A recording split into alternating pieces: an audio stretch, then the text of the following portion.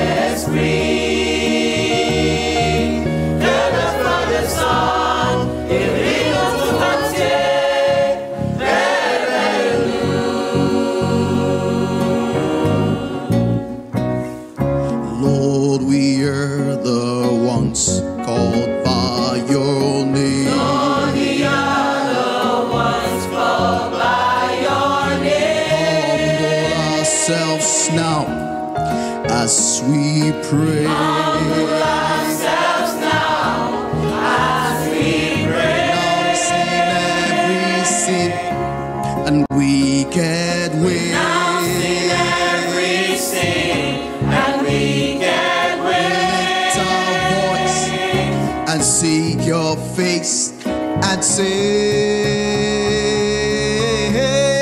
Lord, send the rain.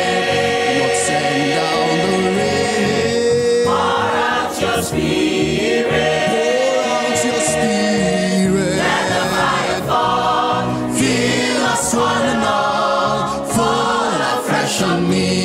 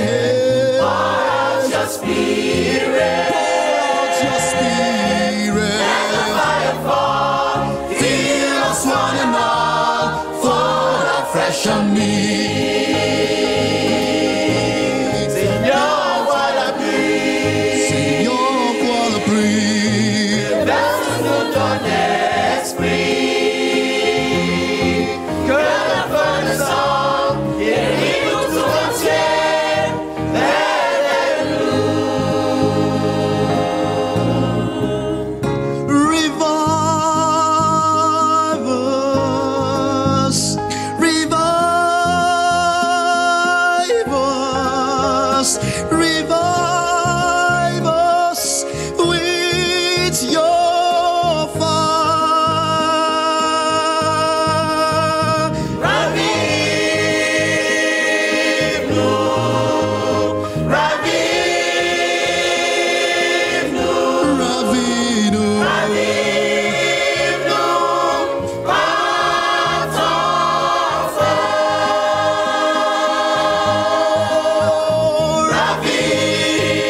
Ravivnu, Ravinu, ravivnu, Ravinu, ravivnu, Patofa.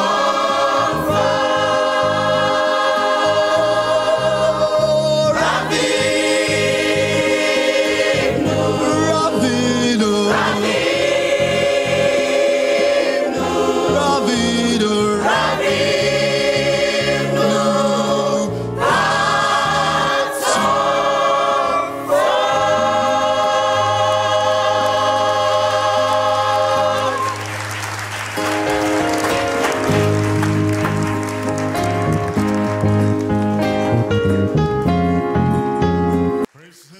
Bwana asifiwe.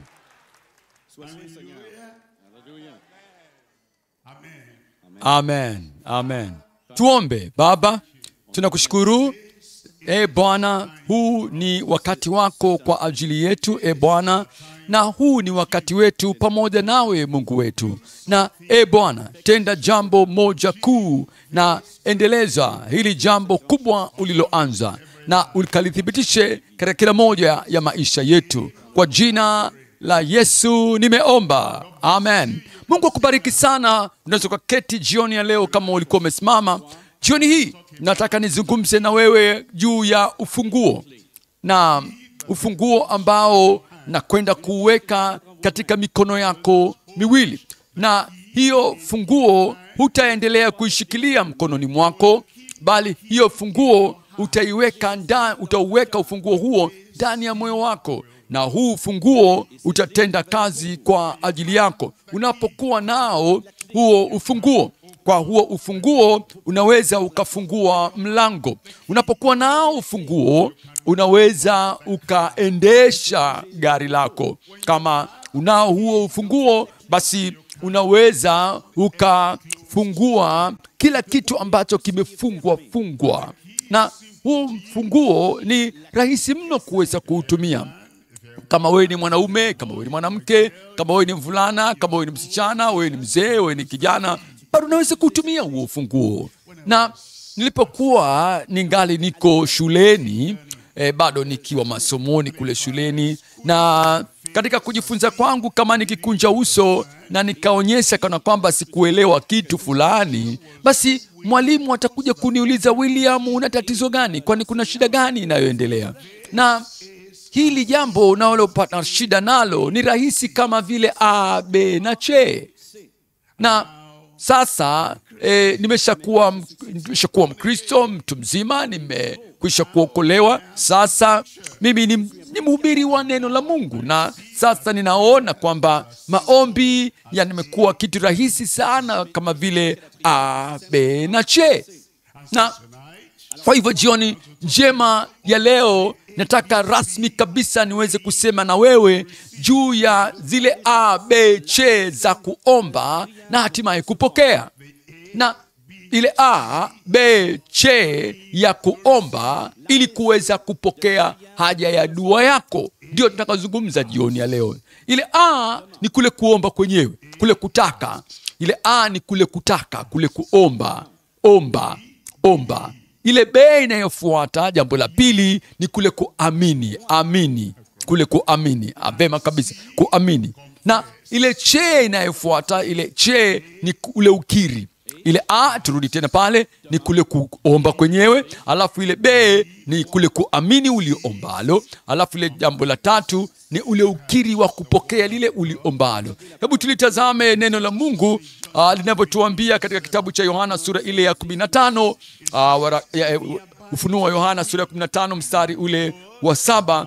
Anasema, ninyi mkikaa ndani yangu na maneno yangu yakikaa ndani yenu, basi ombeni mtakalo lote, nanyi mtatendewa. Mtatendewa lolote mliombalo. Hapa anatuambia mtaomba ulitakalo lolote ambalo walitaka, na hilo utalitendewa ulitakalo. Alafu mstari wa 16 anasema, si ninyi mlionichagua mimi, bali ni mimi niliyekuchagueni ninyi. Mimi ndiye niliyekuchagueni ninyi, nami nikawaweka mwende mkazae matunda, na kwamba matunda yenu yapate kukaa, matunda yenu yapate kudumu, yale matunda yale ambayo mmapaswa kuyazaa, ili kwamba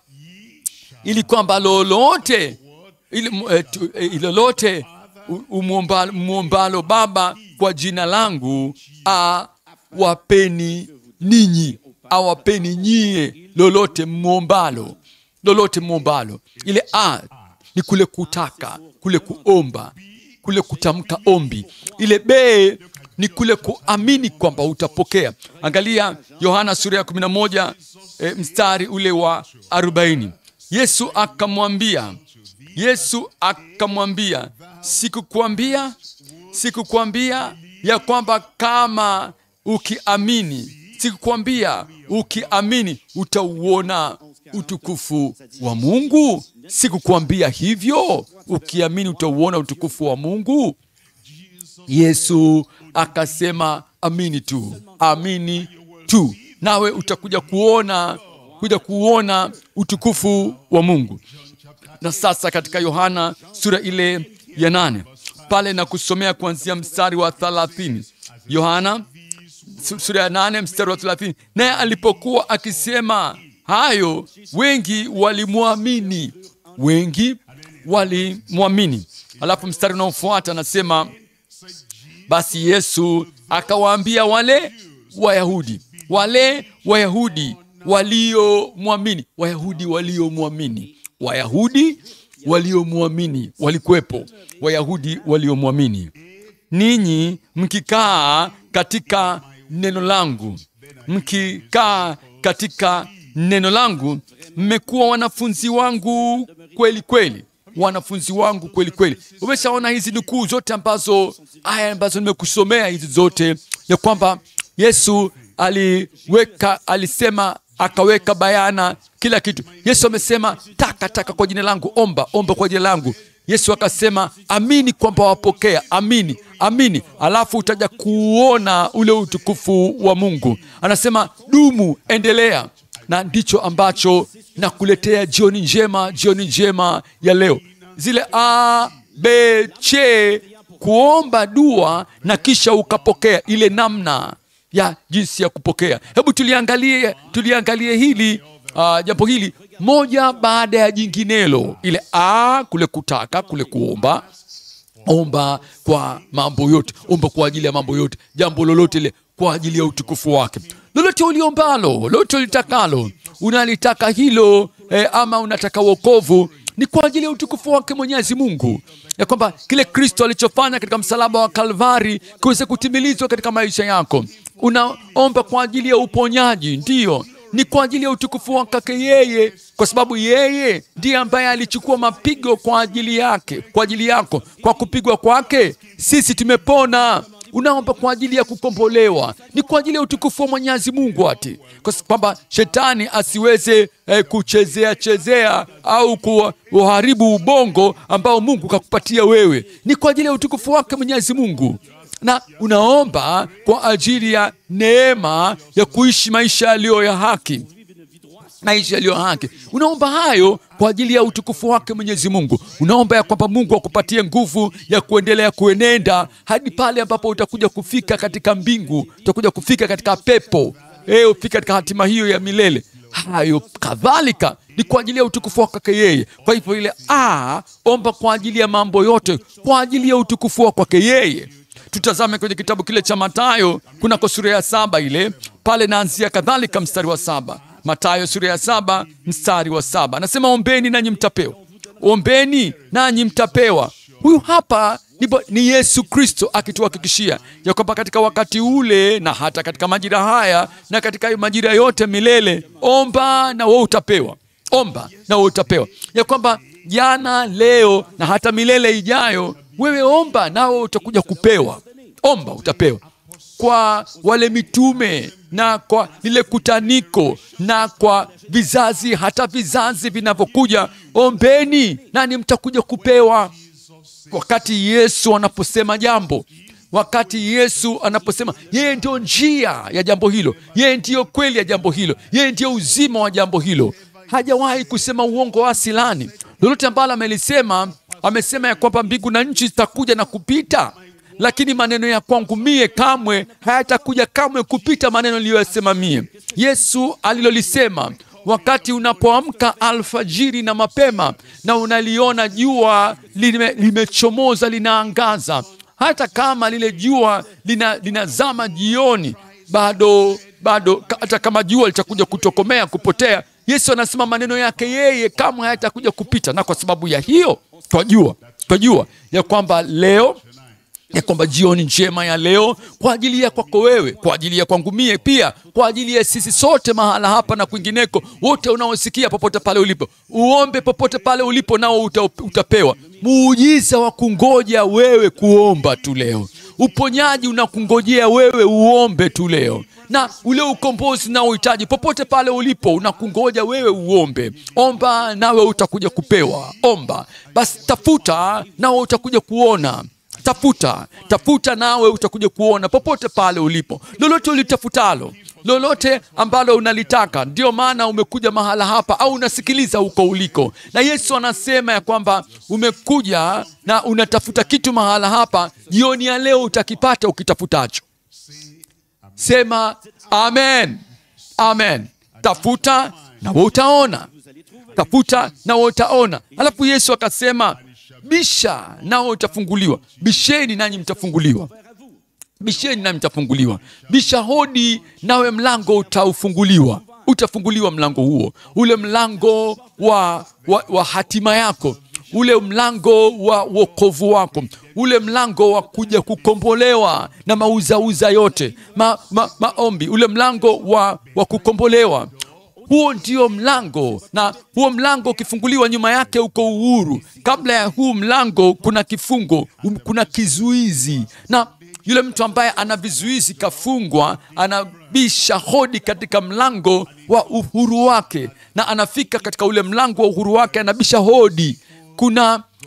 Kunaye Mungu wa rehema chungu mzima leo anakungoja, anakungojea, na ule mlango wa ukombozi utafunguliwa kwako jioni njema ya leo. Basi omba, tafuta na ubishe hodi, nawe utaupata mlango kufunguka.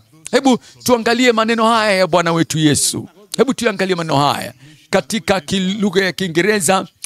Haya maneno kwa Kiingereza yanafaa, lakini kwa lugha ya Kiswahili haiji vizuri. Ile A ni ya kuomba, ile S ni ya kutafuta, ile K ni ya kubisha.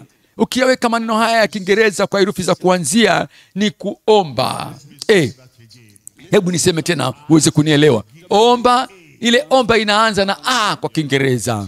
Unaandika A yako pale. A. Kule kutafuta kwa Kiingereza kunaanza na S, seek. Andika ile S yako pale. Kule kubisha kunaanza na K kwa Kiswahili pia. Andika na K yako pale. Ile A, ile S na ile K, herufi hizi kikiwa pamoja tunatupatia ile neno omba kwa lugha ya Kimombo. Na ndilo ambalo Bwana anatuambia, lolote unalotaka kulipata, unachotakiwa kufanya ni kuomba. Unaomba jioni ya leo. Unamtaka Mungu jioni ya leo. Unapoomba mbele za Mungu, unafanya dua. Unapofanya dua, unaomba. Kuna jambo unalitarajia, una jawabu unalolitaka kutoka katika ile dua yako. Na anasema utapewa jawabu la hiyo dua yako, hayo maombi yako. Unaoliomba jioni ya leo utalipata.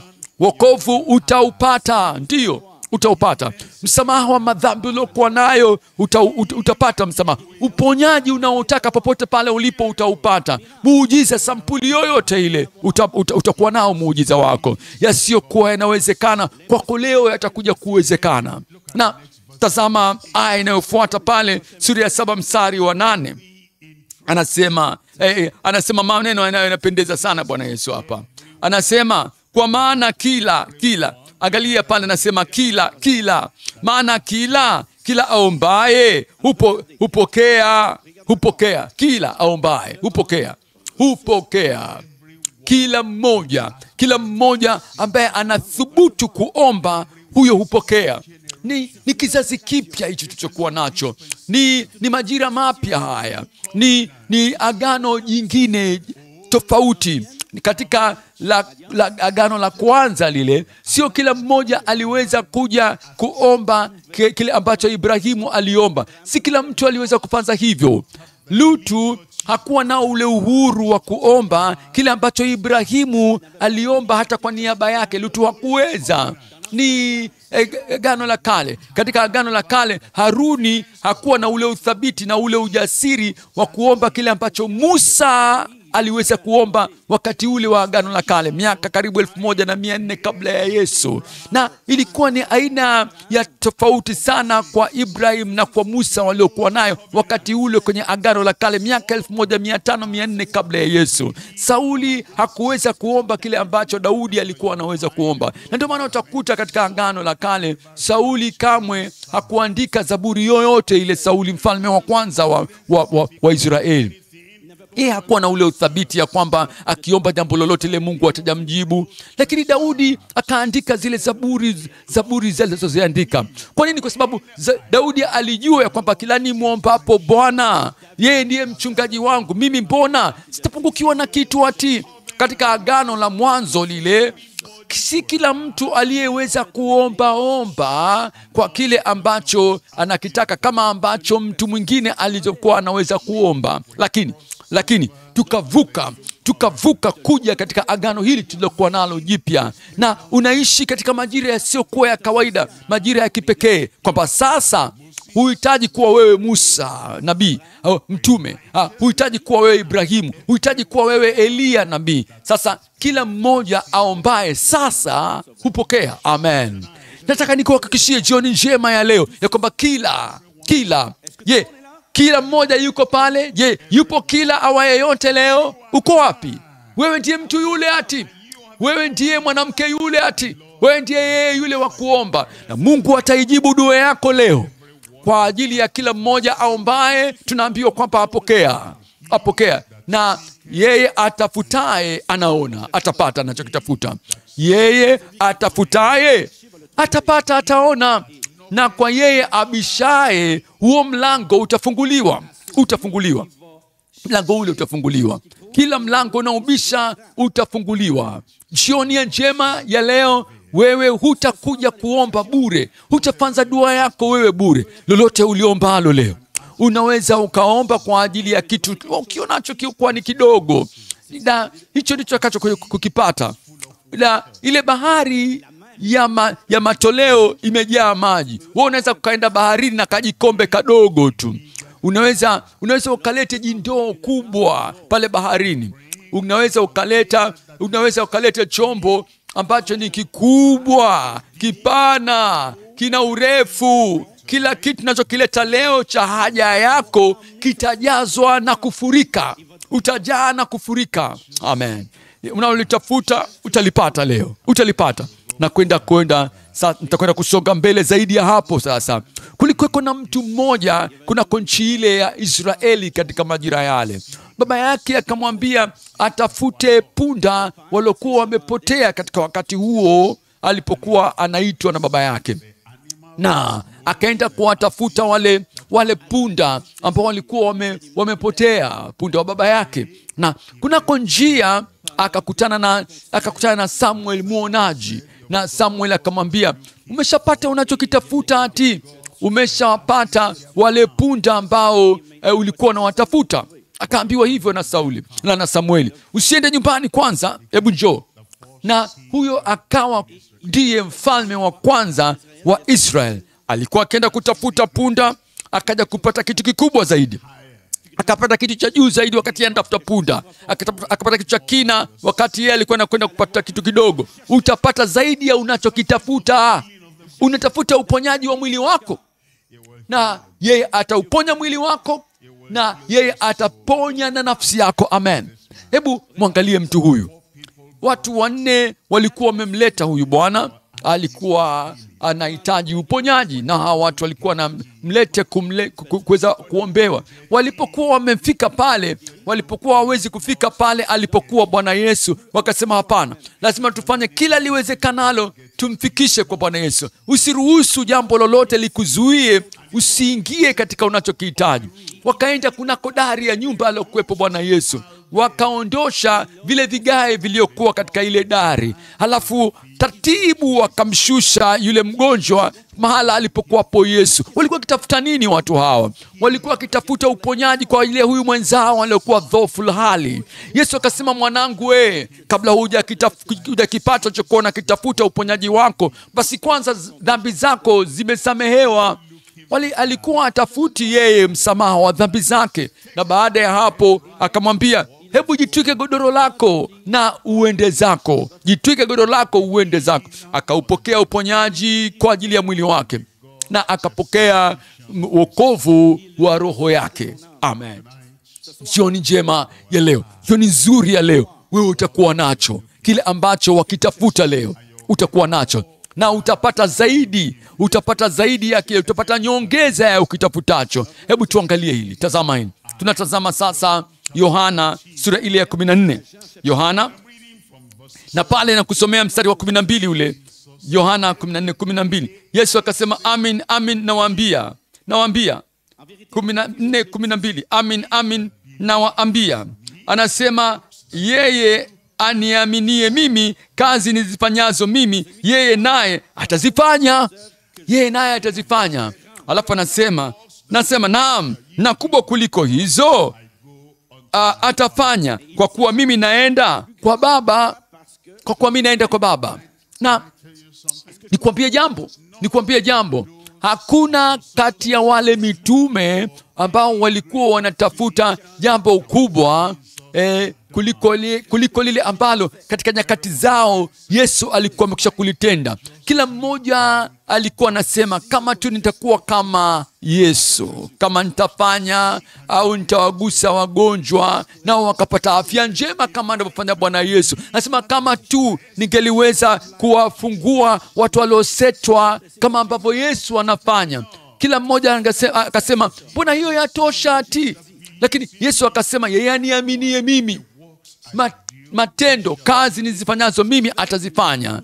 Na Yesu na wote wakasema, Yesu alipomaliza wote wakasema, amen, kila mmoja, hiyo inanitosha mie. Lakini Yesu akasema, naam, hebu subirini kwanza. Vema, lakini kubwa hata kuliko hizi nizifanyazo mtazifanya nyie, kwa sababu mimi naenda kwa Baba. Kazi kubwa zaidi. Nasema kazi kubwa zaidi. Hebu sema amen. Amen. Amen. Na Petro hakuwaza kamwe juu ya hilo. Hakuwaza Petro juu ya hayo. Na halafu siku moja Petro yeye sasa alikuwa yuko pale Yerusalemu. Naye alikuwa anatembea tu kunako njia. Na watu wengine wakaleta wagonjwa wao, na walete watu waliokuwa wamelemaa, watu waliokuwa vilema, watu waliokuwa wana mapepo, na watu waliokuwa na matatizo mbalimbali, wakawaweka kunako njia. Na Petro hakuweka mikono juu yao. Petro hakuamuru watu wale wasimame na watembee. La hasha. Petro alikuwa akijiendea zake, anapita, na kile kivuli chake Petro kikawaangukia watu wale waliokuwa wamewekwa barabarani. Na pindi tu alipopita, kile kivuli kikawadondokea watu wale watu wakawa wajambo, wakapata uzima, wakapata afya. Wewe utapata afya. Jioni njema tulokuwa nayo leo, utakuwa hujambo leo. Katika nafsi yako, katika roho yako, katika mwili uliokuwa nao leo, utakuwa hujambo leo. Na Yesu hakuponya kamwe kwa kivuli chake. Ye aliwawekea watu mikono, na alitumia maneno yake. Alisema neno na akafanya mambo chungu mzima, lakini mambo makubwa zaidi yatatokea. Kile kivuli, mambo makubwa yatatokea. Uamsho umekuja, uamsho umekuja mahala hapa tulipo. Na sasa angalia aya inayofuata, mstari wa 15. Anasema na lolote mkiniomba neno lolote kwa jina langu nitalifanya. Lolote mtakaloniomba kwa jina la kwangu mie, hilo nitalifanya, ili Baba atukuzwe katika Mwana, ili Baba atukuzwe katika Baba, ili Baba atukuzwe katika Mwana. Na ni marahaba sana kwamba mtu tajiri atakupatia kitabu chake cha hundi, alafu akatia saini katika zile hundi zote kwenye kile kitabu cha hundi. Anakuja na kuambia, nakupenda sana wewe, na kitabu changu cha hundi hiki hapa, na nina fedha chungu mzima ndani ya benki, na kupatia na kitabu hiki cha hundi mikononi mwake. Tayari nimeshatia saini yangu kwenye kila hundi. Basi we andika kiasi chochote nachokitaka katika kila hundi. Anakungojea, ile fedha inakungojea kule benki. Ndicho ambacho Bwana Yesu amefanya kwa ajili yako. Amen. Katika ile akiba ya benki ya mbinguni, ana kila kitu kiko kwa ajili yako, kiko kwa ajili yangu. Kama mikono yako imepata ubaya wa namna yoyote ile, anao mkono wa akiba kwa ajili yako, kwa ajili yangu juu mbinguni. Kama mkono wako pengine umevunjika, kama mguu wako umepata kuvunjika, au na udhaifu wowote, sasa kule juu mbinguni kuna mikono mingine ya akiba. Ndiyo, atakupatia mkono ule wa akiba. Na kama macho yako yana tatizo la kuona, yako macho mengineyo mbinguni.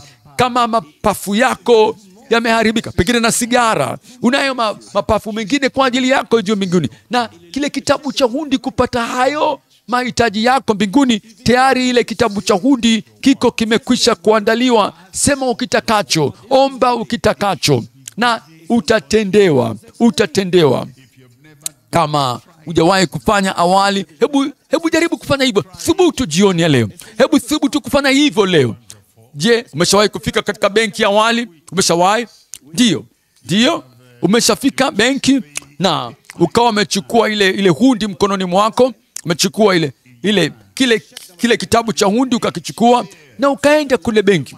Sema hivyo, pengine unaweza ukawa na kwenda mahala pale watetemeka mpaka unapokuwa na ile hundi. Unaweza kwenda unajiuliza, hivi tutakuwa na akiba kweli? Unayo ile hundi mkononi, alafu unafika pale kwenye counter, unafika pale kwa yule mhudumu pale, alafu unamkabidhi ile hundi yako, na saini zote ziko mahala pale, ziko, na hawatakuambia kwamba wewe una umri gani bwana. Hawatakuuliza na maana, kwani wewe chuo gani wewe umekwenda, wewe umesoma wapi, wewe unafanya kazi gani, wewe unafanya gani. Hawakuulizi namna hiyo. Wanaangalia zile hundi tu, wanaangalia kila maswali yote yapo kwenye zile saini, ziko mahala pale. Saini ya Yesu iko kwa hitaji lako, tayari saini yake iko pale. Ile saini ya Bwana Yesu iko kwa ajili ya lile hitaji lako, popote pale ulipo, hapa katika mahala tulipo, au huko kule kando unanisikia, hebu lete ile hundi yako yenye saini. Una yote ambayo ni mahitaji yako, sababu lolote uliombalo kwa jina la kwangu mie, hilo nitalitenda. Anasema Yesu, anasema nitalifanya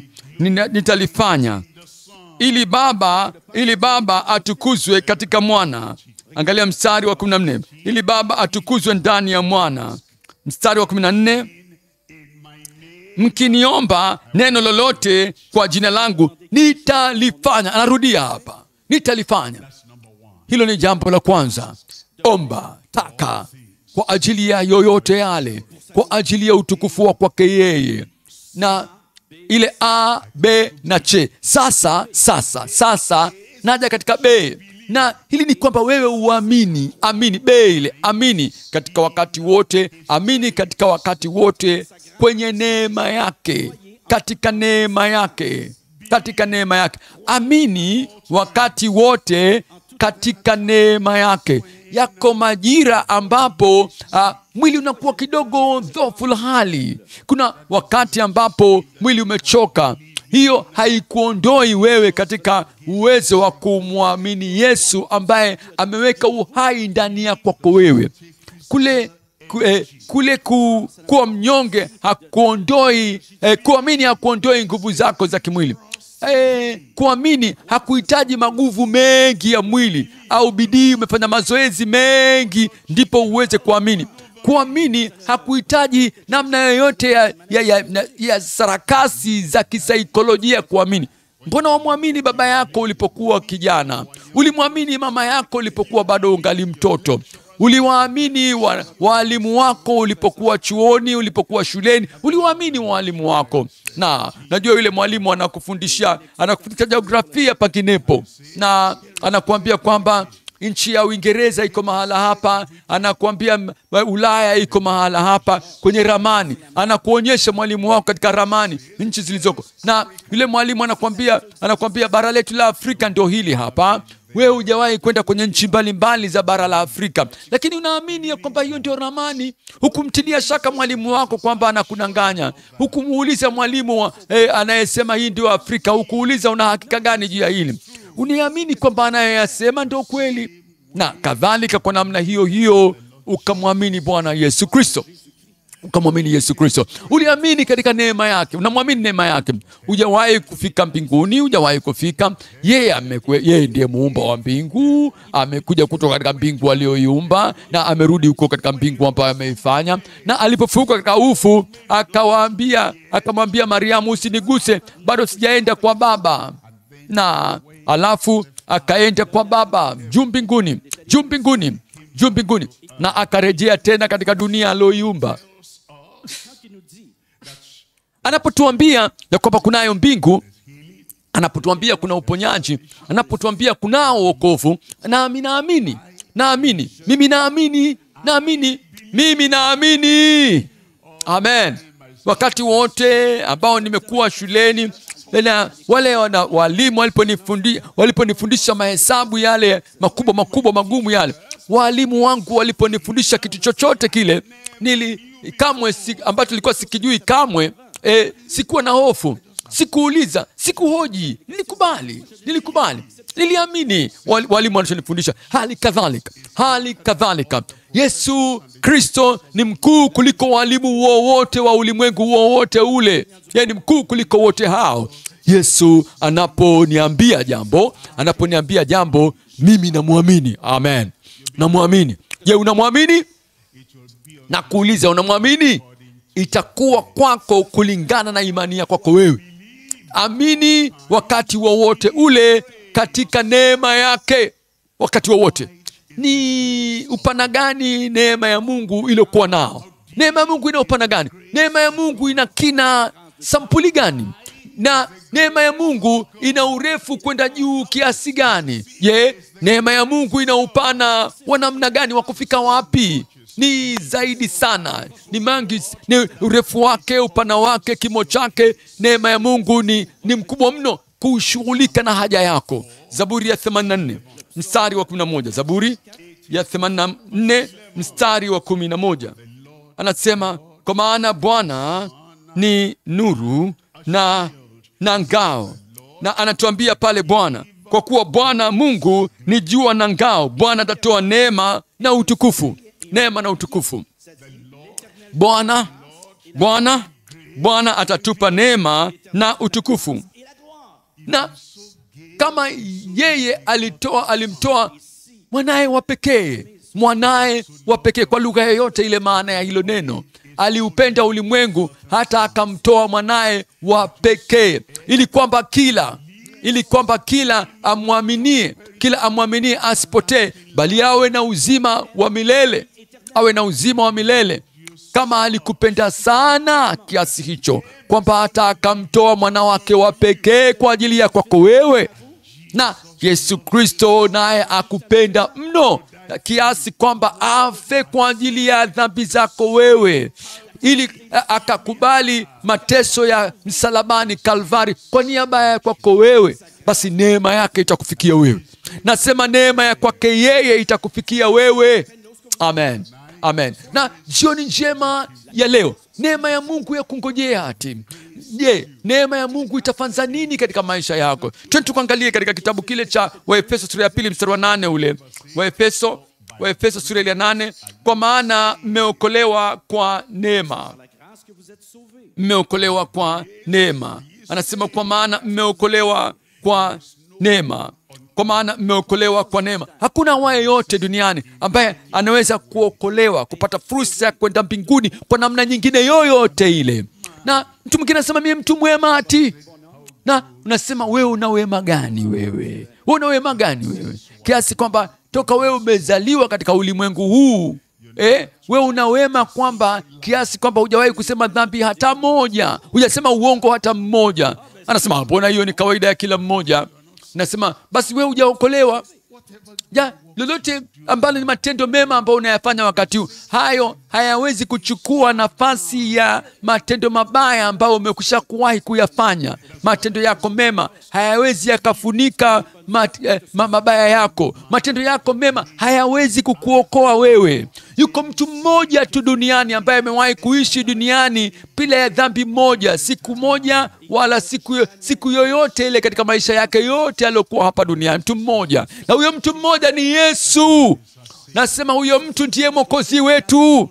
Yeye hakuwa nayo dhambi. Yesu, yeye hakuwa na dhambi ya kutaka ondoleo kwa ajili ya hiyo dhambi. Hakuwa nayo dhambi ya kuifia yeye kwa ajili yake yeye. Ile dhambi, Biblia la Mungu nasema kila nafsi itendayo dhambi itakufa. Na yuko mtu mmoja ambaye hakustahili kufa kwa sababu hakuwa nayo dhambi hata moja. Hakuwa na dhambi hata moja. Hakustahili kufa, lakini akafa. Kwa nini?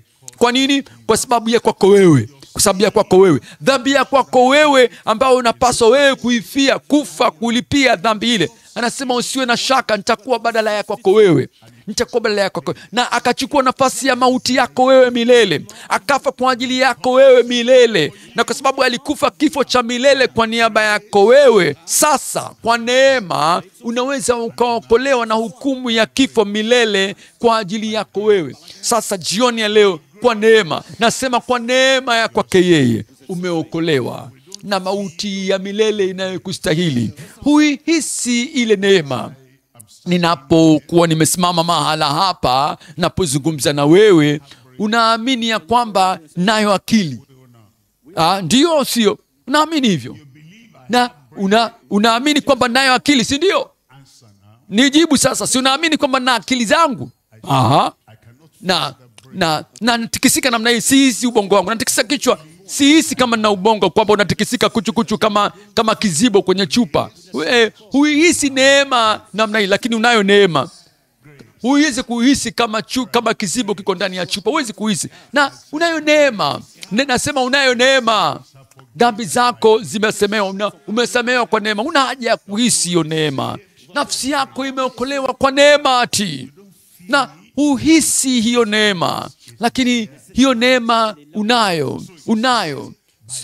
Kwa hivyo anasema kwa neema mmeokolewa kwa njia ya imani, na hiyo haitokani na nafsi zenu, ni kipawa cha Mungu. Ni kipawa cha Mungu. Na ni kiasi gani unacholipa kwa ajili ya zawadi unayopokea? Bure. Pindi unapolipia kiasi chochote cha fedha, hata ndururu moja, hata senti 5, haiwi zawadi tena ukilipa. Haiwi zawadi. Wokovu ni zawadi. Wokovu ni zawadi. Usithubutu kulipia kwa ajili ya zawadi uliopewa na Mwenyezi Mungu. Mtu mwingine amekwisha kulipa kwa ajili ya wokovu wako kikamilifu. Yesu amelipa bei nzima ya safari yako ya kwenda mbinguni kwa ajili yangu. Kwa ajili yangu. Sema sasa, kwa ajili yangu mie. Hutakiwi senti 5 kulipia safari yako ya mbinguni. Yesu amelipa bei nzima, na ndio maana nimeokolewa. Na ndivyo ambapo na wewe kadhalika unapata kuja kuokolewa, kwa sababu msamaha ni zawadi kwako wewe.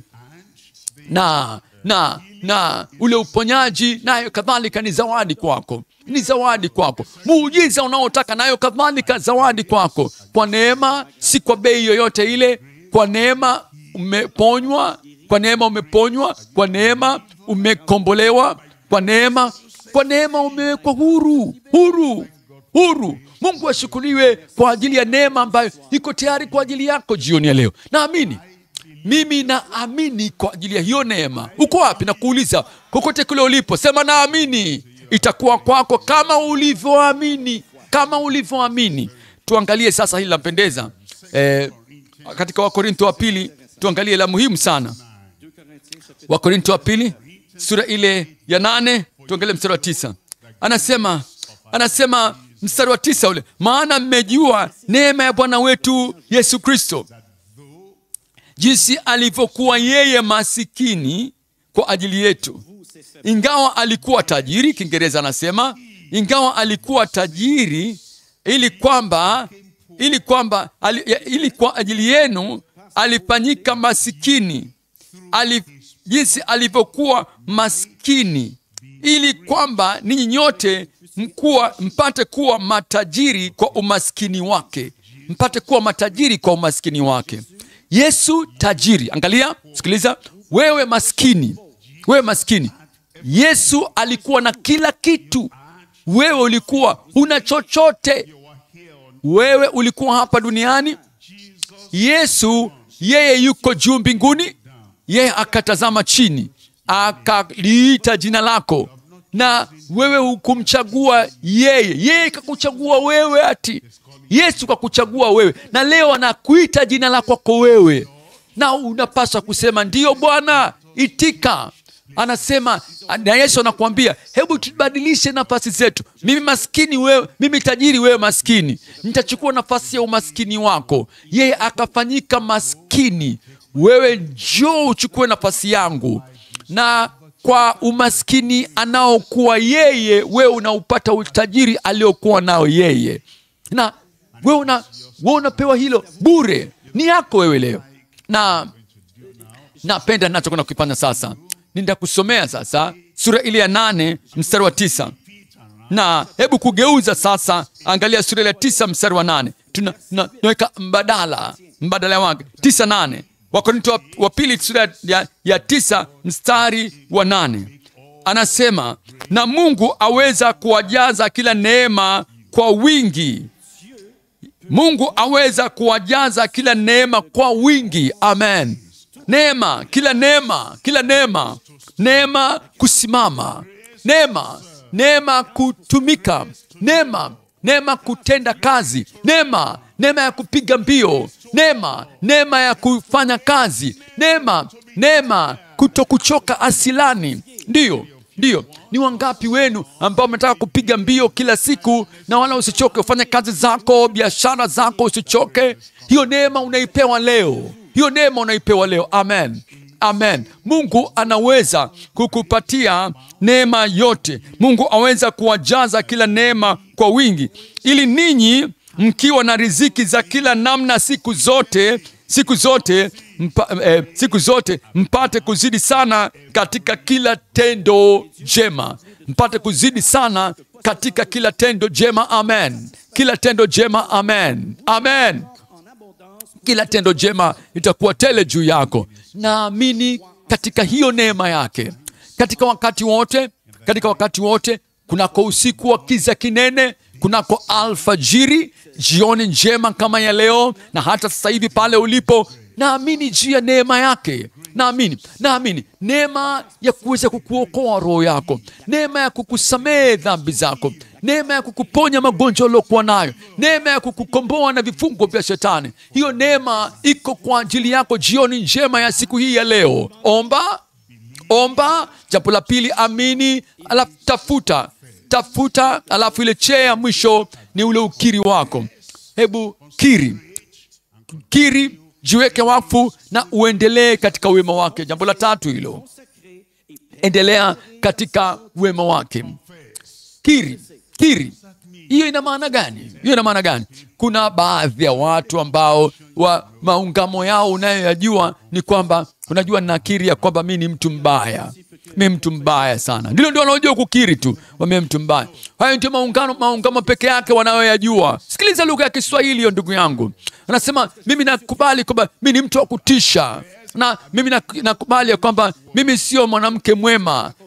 Hayo ndio maungamo yao. Wanakiri udhaifu wao. Hiyo ni aina ya duni sana ya maungamo hayo. Duni. Nasema leo utapanda juu katika maungamo yako. Naungama ya kwamba Yesu alikufa kwa ajili yangu. Nalikubali hilo.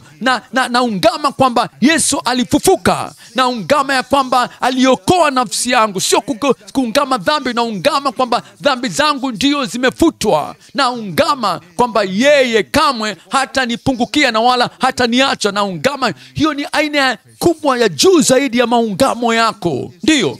Na anachotuambia ni kwamba tuungame, tukubali. Na angalia katika kitabu cha Warumi sura ile ya 10. Warumi sura ile ya 10 mstari wa 9 anasema kama ukikiri kwa kinywa chako ya kwamba ukimkiri Yesu kwa kinywa chako, kama ukimkiri Yesu kwa kinywa chako, unamkiri Bwana, unaukiri Bwana wa Yesu, umiliki wa Yesu juu ya maisha yako, nayatoa maisha yangu kwa Yesu Kristo kama Bwana na Mwokozi wangu.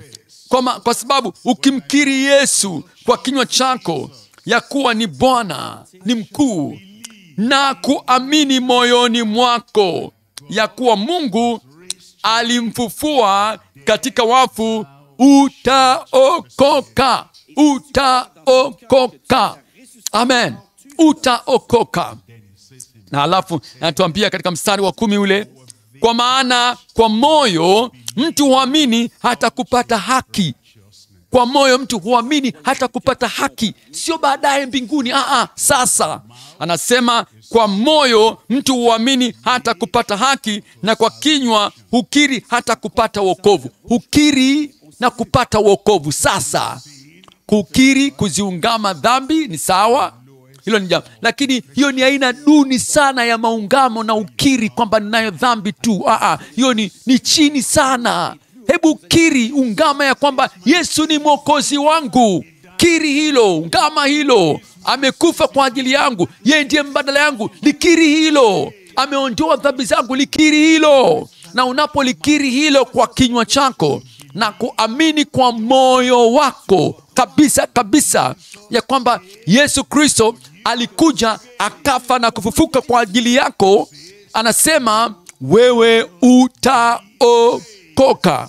Sio ukiri dhambi tu. Hiyo ni chini sana. Chini sana. Leo wokovu huko kwa ajili yako. Kumbuka ya kwamba ile B na C. Kumbuka. B, C. Kumbuka vizuri. Omba, amini, kiri, ungama. Ile A, B, C. Tambua, alafu uwe, tambua, alafu uwe wa kujiweka wafu. Jiweke wafu. Mkubali Bwana. Ametenda hilo kwa ajili yangu. Tambua hilo. Mkubali Bwana. Mungu ni mwema. Kubali Bwana. Na yu mwema kwa ajili ya kwangu mie. Na amemtuma Kristo Yesu afe kwa ajili ya kwangu mie. Ile A, mtambue Bwana. Mkubali Bwana. Ile B, basi kuwa nuru. Yeye ndiye nuru ya ulimwengu, Yesu Kristo. Na unamkubali Yesu kwamba amekuja katika maisha yako, na sasa na wewe kadhalika unakuwa nuru ya ulimwengu huu. Kama mtu akiwa ndani ya Kristo, amekuwa kiumbe kipya. Ya kale yamepita, tazama yote yamekuwa mapya. Na alafu wewe jizatiti maisha yako, jiweke wakfu. Unapomkubali Bwana, yeye ni Bwana wangu, ni Mwokozi wangu, na yeye na ile nuru ya Kristo unakubali kwamba iko katika maisha yako, sasa unajapata kuwa nuru. Yeye ndiye nuru ya ulimwengu. Alafu kila jambo jema ambalo amefanya kwa ajili yako unajiweka wakfu, unalirudisha hilo kwa Bwana kwa ajili ya uzima wako, kwa maisha yako yote. Ya A, B, C. katika neema yake. Amekupatia ile neema na anazungusha mduara, na halafu A, B, C, endelea. Unaendelea katika ule wema wa Mungu. Endelea. Na ule wema wa Mungu unaleta uponyaji. Ule wema wa Mungu unaleta uponyaji. Endelea katika ule wema. Ule wema wa Mungu unaleta furaha. Na ile furaha ya Bwana ndio nguvu yako. Endelea, dumu katika ule wema wa Mungu. Na ule wema wa Mungu unaleta ulinzi na unaleta wigo wa kukuzunguka, na shetani hataweza kupenya katika ule wigo. Hataweza. Dumu katika ule wema wa Mungu. Dumu pale. Na ule wema wa Mungu kamwe hautakoma katika maisha yako. Kamwe. Na kama kadri ambavyo unakaa katika neema yake, hautakoma. Na unaenenda na utaua. Unakuwa na tabia ya utaua. Unaendelea katika ule wema wa Mungu. Unaendelea. Amen. Sasa A, B, C. Wewe unakubali ya kwamba Kristo alikufa kwa ajili yako katika msalaba wa Kalvari, na unamtazama mwana kondoo aichukuae dhambi ya ulimwengu mzima, na unakuwa sasa mwamini wa Bwana. Atatenda sasa na atakusamehe kila aina ya dhambi yako. Atakuokoa kila nafsi. Atakupatia furaha ya wokovu wako. Na kama ni ugonjwa, atauondoshelea mbali. Kama kuna ukandamizo wowote, ataondosha mbali katika maisha. Kama hujawahi kuona muujiza, leo muujiza unakuja kwako.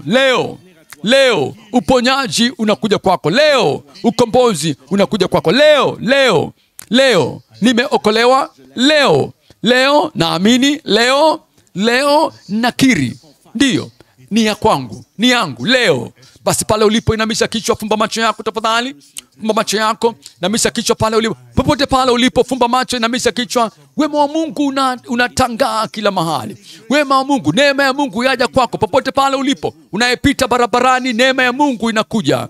Kwa namna yoyote uliokuwa unahangaika, ina hatia yoyote ile, hukumu yoyote, popote pale ulipo, neema inakufikia. Tulia pale ulipo tafadhali. Kila wakati ulipokuwa unataka kufanya kitu jema, shetani anakuletea kumbukumbu kwamba hebu muangalie huyu, angalia ile, angalia kile ulichokuwa unakifanya. Leo msamaha unakuja, unapatikana kwako kwa neema ya Mungu pale ulipo. Leo wokovu uko kwa ajili yako. Leo kurejeshwa, kufanya upya kunapatikana kwako. Umekuwa pengine mwamini awali, lakini unajua fika ndani ya moyo wako ya kwamba umekwenda mbali, umekengeuka mbali na ile neema, na sasa unatambua kwamba unayo hatia ndani ya moyo wako. Unayo hatia na unabeba ile hukumu kila wakati na kwenda nayo kila mahala, na neema inakungojea hapa leo. Inakungojea hapa. Upendo wa Mungu unakungojea pale ulipo. Bwana atakusamehe kila dhambi yako unapoungama, unapoikiri, unapoiacha. Atakurejesha kila uliyerudi nyuma, na ataiokoa kila nafsi. Inamisha kichwa, chonde pale ulipo. Fumba macho yako, tulia unayetembea. Tulia pale ulipo nyumbani kwako, inamisha kichwa chako, na unataka ile neema ya Mungu ije katika maisha yako leo. Omba nawe utapokea. Kila mmoja aombaye hupokea.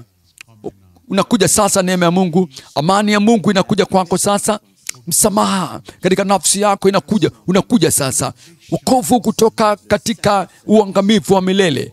Na kama ndicho unachokiomba sasa, na utakwenda kupokea.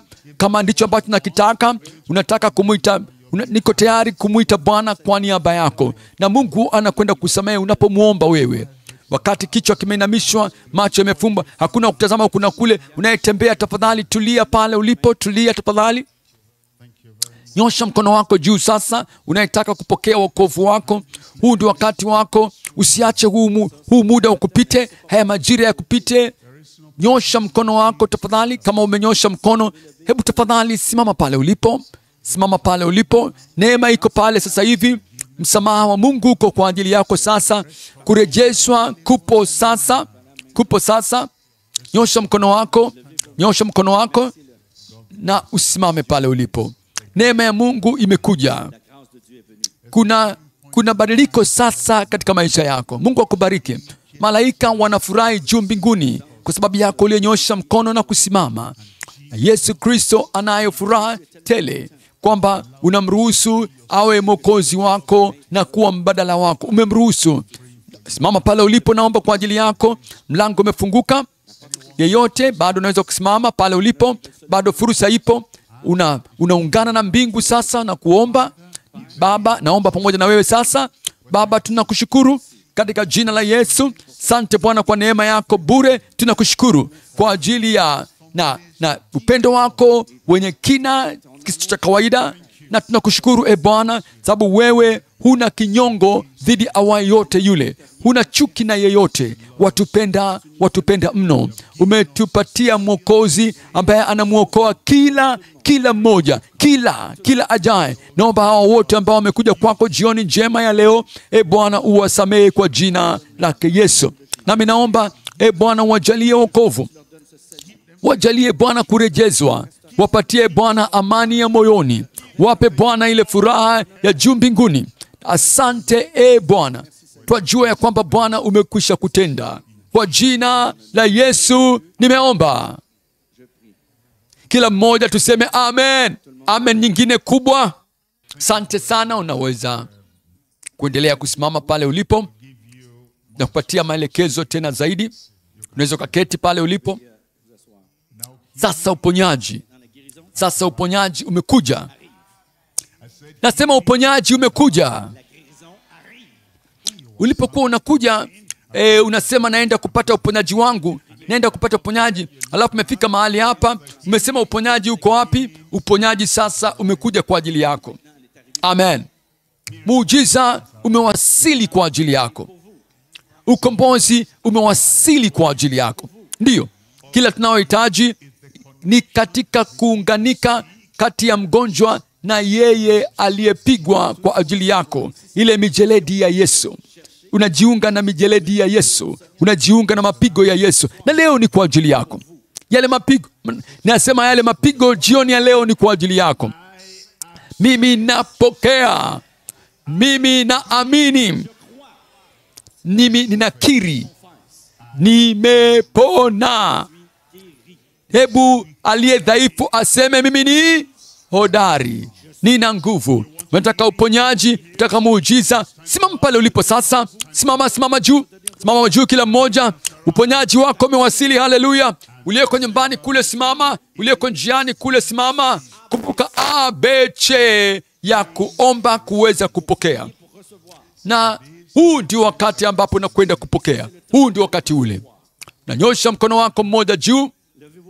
Na popote pale ulipo na changamoto, weka mkono wako pale palipokuwa na shida. Ule uponyaji umewasili. Tuombe. Baba, tunakushukuru. Wewe ni Mungu ulio mwema. Wewe ni Mungu wa upendo tele. Wewe ni Mungu wa uwezo mkuu. Bwana, wewe kamwe usemi la hasha kwa yeyote aliyomgonjwa. Bwana, wewe kamwe hujakataa na kumkataa yeyote ambaye amekandamizwa. Kila mmoja aombaye Bwana anapokea. Kila mmoja atafutaye atakuja kupata kitakacho, na kila abishaye hodi atapata mlango wa rehema kufunguliwa kwa ajili yake. Na Bwana, naomba kwa ajili ya kila mmoja aliye na ugonjwa sampuli yoyote mahala hapa. Naomba Bwana, uwaponye kila mmoja kwa jina la Yesu. Bwana, naomba ya kwamba kila mkandamizo katika maisha yao, kila manyanyaso ya maisha yao, kila msongo katika maisha yao, kila kuvunjika moyo katika maisha yao, kila namna ya kuvunjika, kukata tamaa katika maisha yao, Bwana, ondosha kwa jina la Yesu. Bwana, kwa ghafla sasa. Bwana, hebu ule uponyaji ushuke kwa kila mmoja sasa. Bwana, katika wakati huu tuliokuwa nao sasa, Bwana, saa hii, Bwana, hebu ukombozi ushuke kwa kila mmoja, Bwana. Bwana, badiliko kamilifu, Bwana, mageuzi makamilifu, Bwana. Bwana, maumivu ninakuamuru, ondoka na amuru kila aina ya maisha yaliyosambaratika, maisha yale yarejee kuwa kitu kizima tena. Kila mmoja, kulia kwangu, kila mmoja kushoto kwangu, kila mmoja mbele hapa, kule juu mlimani, kila mahali ulipo, nyumbani kule, unao uponyaji wako, unao ukombozi wako popote pale ulipo, unayepita barabarani, unao muujiza wako. Imekuwa kuna udhihirisho wa uponyaji katika mwili wako tayari sasa hivi. Kuna udhihirisho tayari. Imethibitishwa. Asante Bwana. Kwa jina la Yesu tumeomba. Mimi nimepokea. Sema nimepokea. Nimeomba, nimeamini, nimekiri. Ninachokikiri nimekipata. Amen. Nimekipata. Amen.